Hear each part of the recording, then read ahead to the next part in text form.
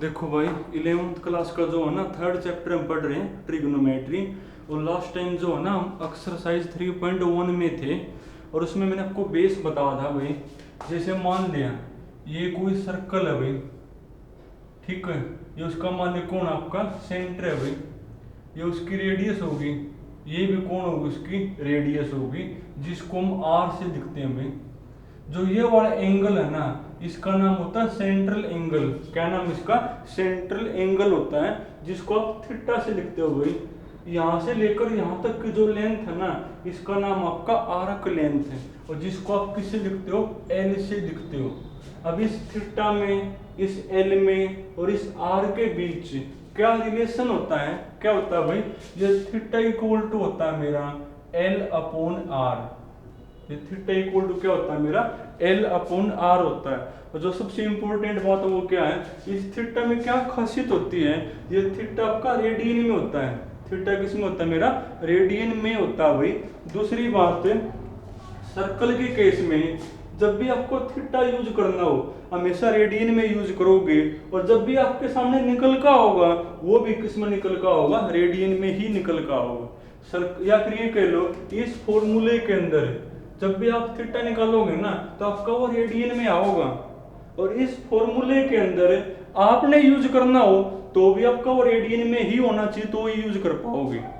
Question देखो भाई, तो कहीं कहीं से क्वेश्चन में करवा रहे हो आपको, तो तुम पढ़ो क्वेश्चन नंबर 15 पढ़ोगे। 15 में लिखा हुआ है a railway train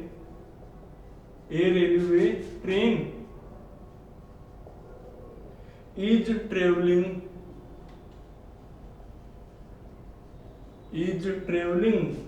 on a curve of 1500 meter radius at the rate of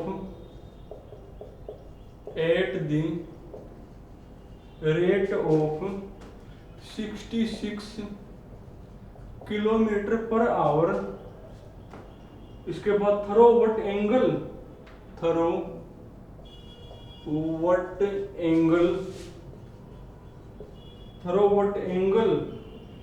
will it turn in 20 second लिखा हुआ है। पढ़ने पर क्या कहा वो आपको? ये कहा कोई ट्रेन है वो कराओ के ऊपर का ट्रेवल करे यानी एक कराओ के ऊपर के चले है। अगर आप कराओ को कंप्लीट करोगे ना, तो एक सर्कल ही बनता है भाई। यानी कोई ट्रेन है वो सर्कल के ऊपर का क्या करा? आपकी ट्रेवल करे हैं, और वो जो सर्कल उसकी रेडियस कौन है? 1500 मीटर।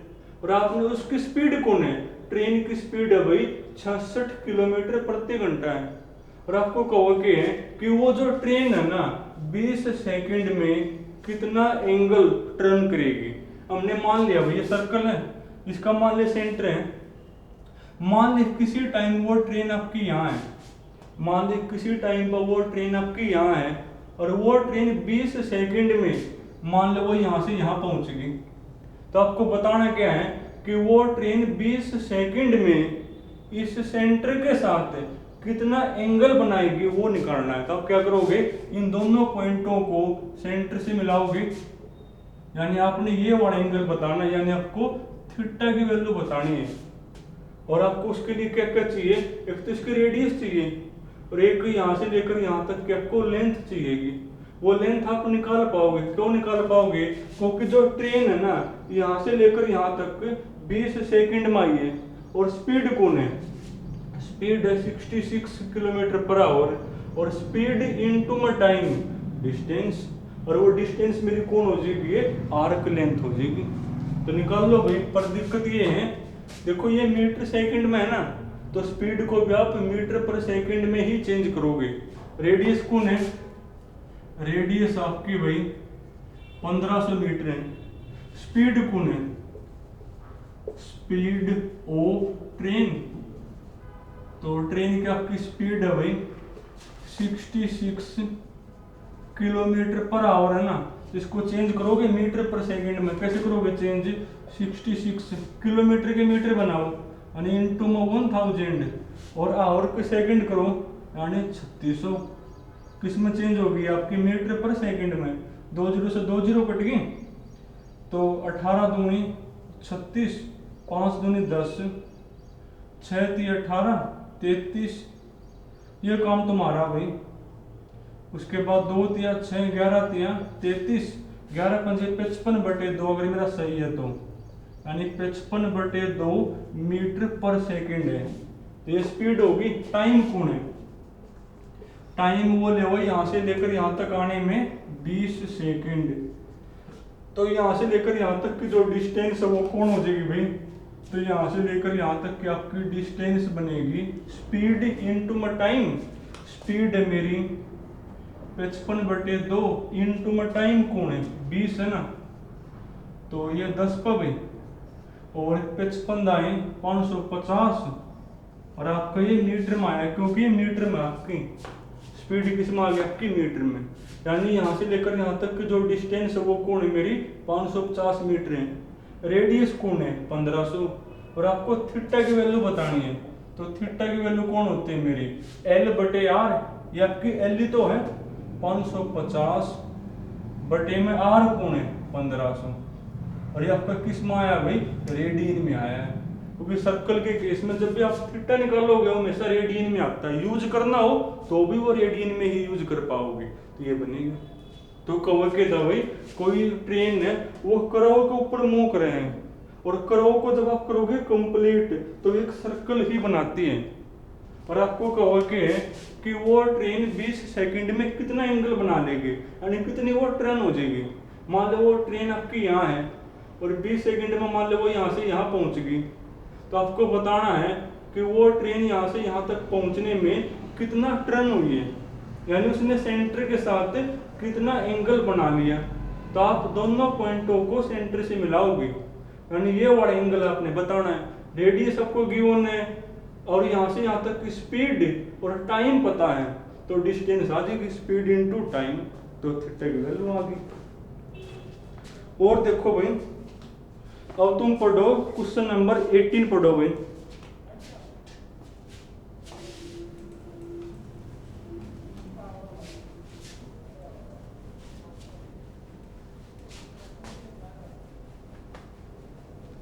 पढ़ना 18 एक बार।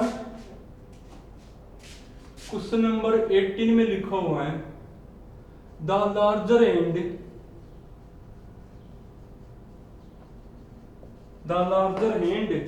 of a clock is 42 centimeter में how many centimeter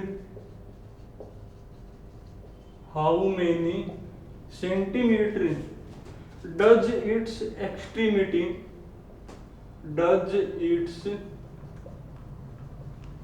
extremity माने होता है किनारा मूव इन 20 मिनट में, मूव इन 20 मिनट। पढ़ना एक बार क्या कहो है, larger hand of a clock is 42 centimetre. Clock की जो लार्जर हैंड है ना उसकी लेंथ कौन है भाई? 42 सेंटीमीटर है। लार्जर हैंड कौन सी होती है? मिनट वाली सुई को बोलते हैं। ये क्लॉक मान ले कोई, ठीक है। और इसकी जो लार्जर एंड है ना, जो मिनट वाली सुई को बोलते हैं, उसकी लेंथ कौन है भाई? आपकी 42 सेंटीमीटर है।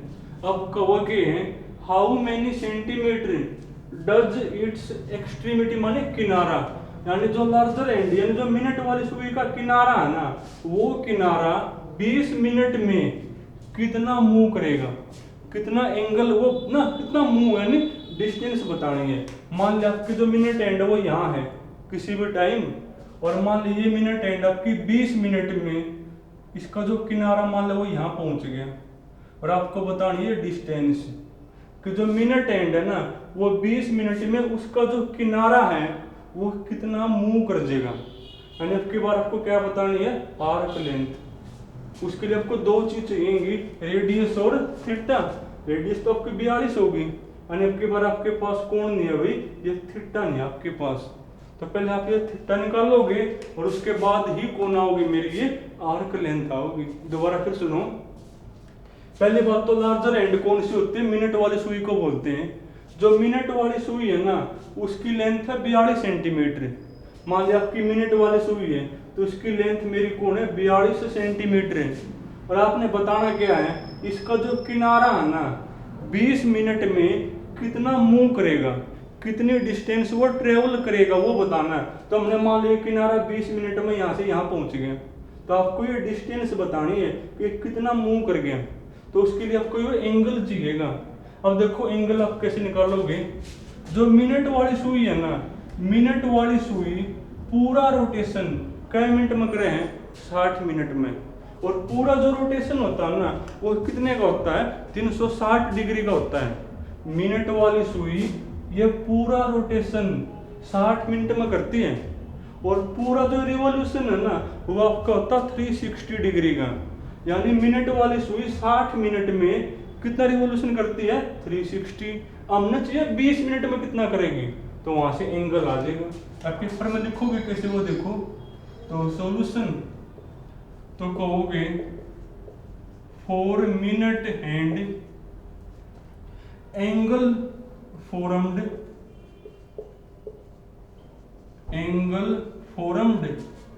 इन 60 मिनट। जो मिनट वाली सुई है ना ये पूरा रिवॉल्यूशन क्या में करे भाई 60 मिनट में, और पूरा जो आपका रिवॉल्यूशन है वो कितने का होता है 360 डिग्री का। यानी 60 मिनट में कितने एंगल फॉर्म्ड करती है वो 360 डिग्री बना हुआ है।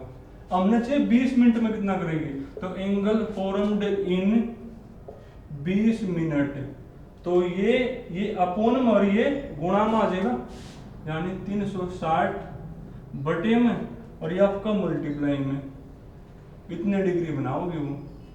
यानी 0 से 0 2 3 6 यानी 120, यानी कितना बनाओगे भाई 120 डिग्री बनाओगे। यानी एंगल वाली जो मिनट वाली सुई है ना वो 20 मिनट में कितने एंगल बना देगी 120 डिग्री का बनाओगी।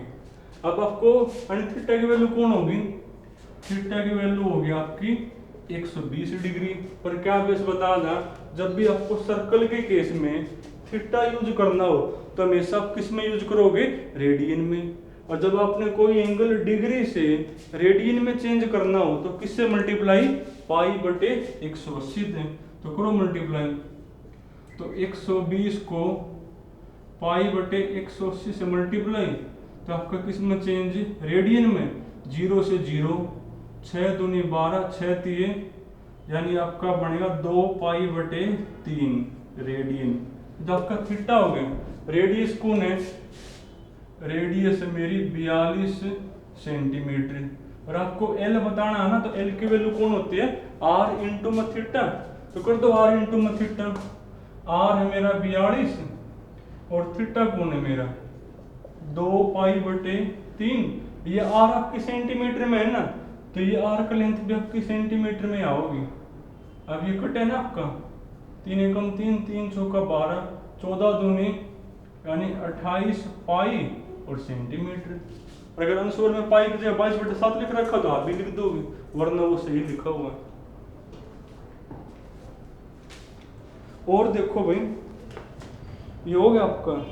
अब तुम पढ़ो क्वेश्चन नंबर 5 पढ़ लें एक बार। Question number 5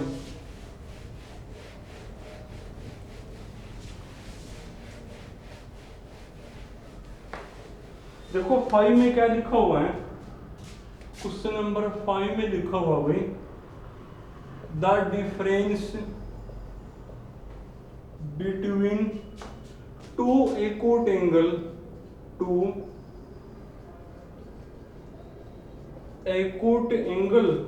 of a right angle triangle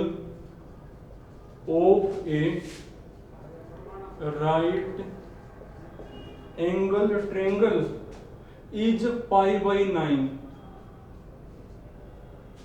radian में है भाई, और आपको find the angle in degree में, find the angle in degree में आपको बतानी है भाई।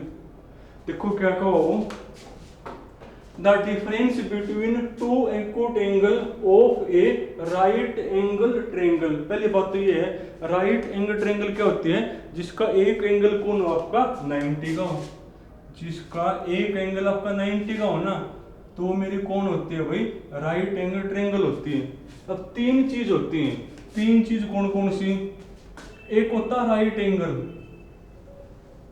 राइट एंगल कौन होता है भाई, जो 90 का एंगल उसको क्या बोलते हैं, राइट एंगल। एक होता मेरा एक्यूट एंगल होता है भाई। एक्यूट एंगल कौन होता है, अगर कोई एंगल 90 से कम हो ना, तो वो मेरा कौन कहलाओगा, एक्यूट एंगल कहलाओगा। एक मेरा होता है भाई ऑब्ट्यूज एंगल होता है। ऑब्ट्यूज एंगल कौन होता है, जो 90 से ज्यादा हो। एक्यूट 90 से कम, ऑब्ट्यूज 90 से ज्यादा, और अगर इक्वल टू 90 हो तो राइट एंगल होता है। तो कहो कि कोई आपके पास कौन है, राइट एंगल ट्रायंगल है, जिसका एक एंगल कौन होगा 90 का। अगर ये आपका 90 का है, तीनों का सम कौन होता है 180, ये अकेला 90 का, तो दोनों का सम कौन होगा 90 बनेगा। जब दोनों का सम 90 है तो दोनों आपके 90 से छोटे मिलेंगे फिर।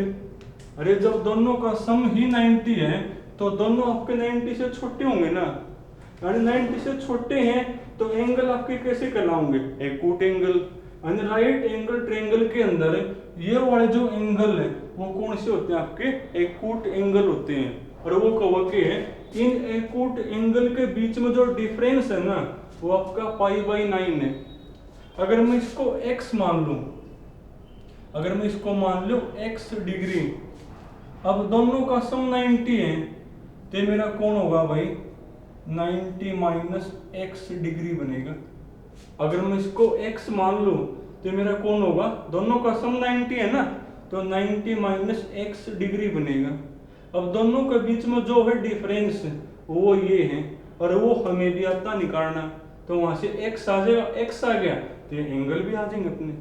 अब पेपर में लिखोगे कैसे वो देखो, तो solution let one angle B, one acute लिखो, बल्कि one acute angle B x degree मान लिए, therefore other acute angle is, तो वो कौन होगा मेरा 90 माइनस x डिग्री हो जाएगा वो।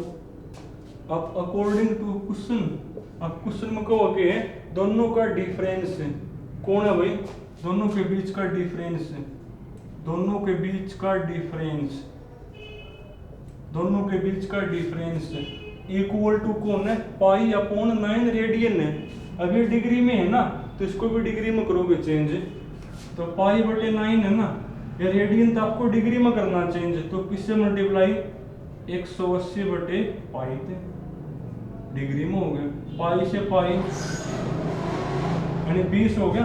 करो सोल्व, माइनस को ले जाओ अंदर, x डिग्री माइनस का 90, और ये minus minus plus equal to कौन है भाई 20 डिग्री है मेरा, x और x 2x, और ये 90 ले जाओ उस साइड, तो 9 और 2 11, यानी 110 डिग्री, यानी x इक्वल टू कौन होगा 110/2, यानी आपका 55 बनेगा। यानी x की वैल्यू कौन आ गई 55, यानी एक तो एंगल आपका 55 हो जाएगा, ये वाला 90 माइनस में 55 45 हो जाएगा, और ये आपका 90 है, तो ऐसे करोगे। तो भाई वो एक होता कोई राइट एंगल ट्रायंगल है, क्या होता है राइट एंगल ट्रायंगल, जिसका एक एंगल कौन हो 90, ये आपके 90 से कम के हैं, तो ये आपके एक्यूट एंगल कहलाते हैं। अब एक्यूट एंगल के बीच में जो डिफरेंस है वो गिवन है, और आपको ये एंगल बताने हैं, तो ये आपको मानने पड़ेंगे। ये हमने मान लिया x, अब दोनों का सम 90 है, तो ये आपका 90 माइनस में x बनेगा। अब दोनों के बीच का डिफरेंस वो π/9 रेडियन है। अब हमने ये डिग्री में मानने हैं, तो आप इसको भी डिग्री में ही लिखोगे, तो वहां से x आ गया, x आ गया, तो एंगल भी आ जाएंगे। अब एक छोटी सी चीज और है भाई जो आपकी कल यूज होगी, पहले बता दूं। अगर आपको 3 नंबर एपी में मानने हो तो हमेशा आप क्या मानोगे, ये मानोगे a माइनस डी ए और a प्लस डी मानने होते हैं। अगर आपको 3 नंबर एपी में मानने तो क्या मानोगे, a माइनस डी ए और a प्लस डी आपने मानने हैं। और 4 नंबर मानने हो तो 5 नंबर मानने हो, 4 के बारे में क्या मानने होते हैं, a माइनस का 3d, a माइनस का d, a प्लस डी और a प्लस 3d। और आपके यहाँ तक की 3 के बारे में ये मानोगे, 4 के बारे में ये मानोगे। चलो फिर बाकी कल करेंगे भाई।